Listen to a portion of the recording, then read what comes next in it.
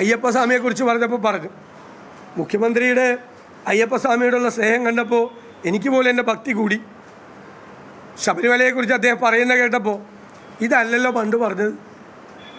പണ്ട് എന്തെല്ലാം കുഴപ്പമാണ് ശബരിമലയിൽ ഉണ്ടാക്കിയത്. പോലീസിനെ ഉപയോഗിച്ച്, ചില ആളുകളെ ഉപയോഗിച്ച്, അവരുടെ പേരൊന്നും പറയുന്നില്ല, ശബരിമലയിൽ എന്തെല്ലാമാണ് കാണിച്ചത്. എന്നിട്ട് പറഞ്ഞു നവോത്ഥാനം സമിതി ഉണ്ടാക്കി. എന്നിട്ട് പറഞ്ഞു ആരെതിർത്താലും CPM അതിൽ നിന്ന് പിന്മാറില്ല എന്ന് പറഞ്ഞു.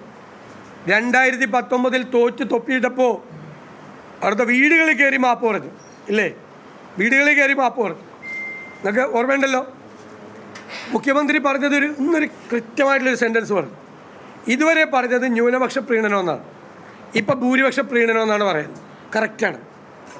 പാർലമെൻറ്റ്, ഈ കഴിഞ്ഞ പാർലമെൻറ്റ് ഇലക്ഷൻ വരെ ന്യൂനപക്ഷ പ്രീണനമായിരുന്നു. ന്യൂനപക്ഷങ്ങളുടെ ഭാഗത്ത് നിന്ന് ശക്തമായ തിരിച്ചടി കിട്ടിയപ്പോൾ കുറേ നാളായി ഇപ്പോൾ ഭൂരിപക്ഷ പ്രീണനമാണ്. ദേവസ്വം ബോർഡ് പ്രസിഡന്റ് CPM വെച്ചേക്കുന്ന ആളാണ് പറയാണ്, സംഘപരിവാറിനെ കൂടി ക്ഷണിക്കും, പ്രത്യേക പരവധാനി വിരിച്ചു കൊടുക്കണം അയ്യപ്പ സംഗമത്തിന്, സംഘപരിവാറിന്. രണ്ടുപേരും കൂടി ഒരുമിച്ചാണല്ലോ ഇപ്പോൾ ഏർപ്പാട്.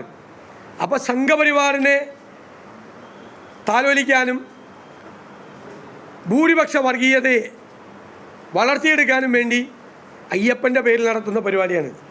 പിന്നെ ഒരു ഗവൺമെൻറ് ഓർഡർ ഇറങ്ങിയപ്പോൾ ഞാനും അതിൻ്റെ ഉപരക്ഷാധികാരിയാണെന്ന് പറഞ്ഞ് കണ്ട് ലിസ്റ്റിൽ. എൻ്റെ അനുവാദമില്ല, ഞാനില്ല, ഇത് ഞങ്ങളില്ല അതിൻ്റെ അകത്ത്. ഈ തട്ടിപ്പ് ഇവർ നടത്തുമ്പോൾ, ഈ വിശ്വാസവഞ്ചന ഇവർ കാണിക്കുമ്പോൾ, അന്നത്തെ കേസുകളിൽ എല്ലാവരെയും വിഡ്രോ ചെയ്യുമെന്ന് പറഞ്ഞ കേസ് ഇപ്പോഴും ആളുകൾ കോടതി കയറി ഇറങ്ങി നടക്കുക. അന്നത്തെ കേസുകളിൽ അസംബ്ലിയിൽ പറഞ്ഞാണ് പിൻവലിക്കുമെന്ന്. മുഖ്യമന്ത്രി പിൻവലിച്ചിട്ടൊന്നുമില്ല, പറഞ്ഞത് പ്രവർത്തിക്കുന്നില്ല, തോന്നിയതുപോലെ ചെയ്തുകൊണ്ടിരിക്കുകയാണ്. അപ്പോൾ അതുകൊണ്ട് സർക്കാർ പ്രതിക്കൂട്ടിലാണ് യഥാർത്ഥത്തിൽ. മുഖ്യമന്ത്രിയും ഞാനീ പറയുന്ന ആളുകളും എല്ലാവരും കൂടി ഒന്ന് ചേർന്ന് നിൽക്കുകയാണ്. കേരളത്തിലെ ജനങ്ങളത് കാണുന്നുണ്ട്.